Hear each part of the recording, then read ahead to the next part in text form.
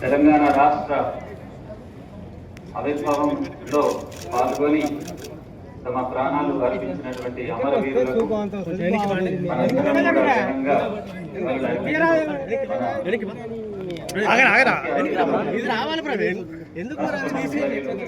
ఉత్తమ్ కుమార్ రెడ్డి గారు ముఖ్య అతిథులు అందరూ అమరవీరుల స్తూపం దగ్గర పూలమాలతో నివాళులు అర్పించడం జరుగుతుంది.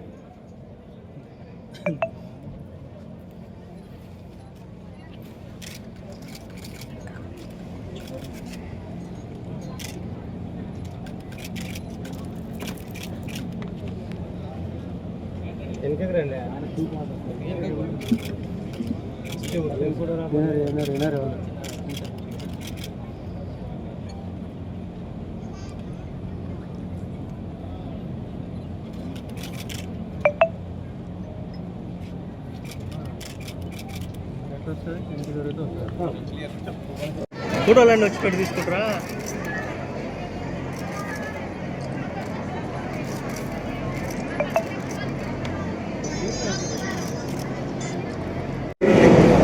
నేటితో 11 ఏళ్లు నిండాయి. ఈరోజు రాష్ట్రమంతటా తెలంగాణ అవతరణ వేడుకలను వైభవంగా జరుపుకుంటున్నాం. ఈ సందర్భంగా సూర్యాపేట జిల్లా ప్రజలకు శుభాకాంక్షలు. స్వరాష్ట్ర సాధన పోరాటంలో అసూలు బాసిన అమరవీరులకు ఘనంగా నివాళులర్పిస్తున్నాను. ఎందరెందరో అమరవీరుల త్యాగాల పునాదుల మీద ఏర్పడిన తెలంగాణ రాష్ట్రం ఈరోజు అన్ని రంగాల్లో అగ్రగామిగా నిలుస్తుంది. ఈ సందర్భంగా అమరుల కుటుంబాలకు, ఉద్యమకారులకు, స్వరాష్ట్ర సాధన పోరాటంలో పాలు పంచుకున్న చిన్న పెద్దలందరికీ పేరు పేరున నమస్కారం. ప్రత్యేక తెలంగాణ రాష్ట్ర ఉద్యమ స్ఫూర్తిని, నాటి ఉద్యమ తీరును, అమరుల త్యాగాలను ఒకసారి మనం గుర్తు చేసుకోవాల్సిన బాధ్యత మనపై ఉంది.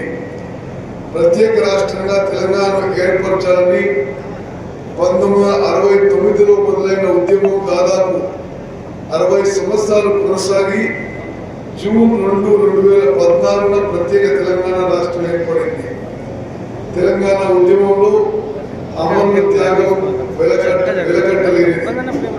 తెలంగాణ రాష్ట్ర సాధన కోసం జరిపిన మహోద్యమంలో మనమంతా భాగస్వామ్యమై అమరులైన తెలంగాణ బిడ్డలందరికీ ఈ నివాళులు అర్పించడం మన అందరి బాధ్యత అని చెప్పి మనం చేస్తున్నాం. జిల్లా అధికారులందరూ కూడా ఎల్లప్పుడూ నిజాయితీగా, పారదర్శకంగా ప్రజాసేవే లక్ష్యంగా మనం ముందుకు పోదాం. ఎక్కడ కూడా ఎటువంటి తప్పుడు విషయాలకి అధికారులు ఆస్కారం ఇవ్వద్దని చెప్పి విజ్ఞప్తి చేస్తున్నాను. మరి నేను నా శాఖలలో, ఇరిగేషన్ శాఖ కానీ, సివిల్ సప్లైస్ శాఖలలో ఈ జిల్లాలో నాకు వచ్చిన విజ్ఞప్తులన్నీ కూడా పూర్తి చేయడానికి ప్రయత్నం చేస్తున్నాను.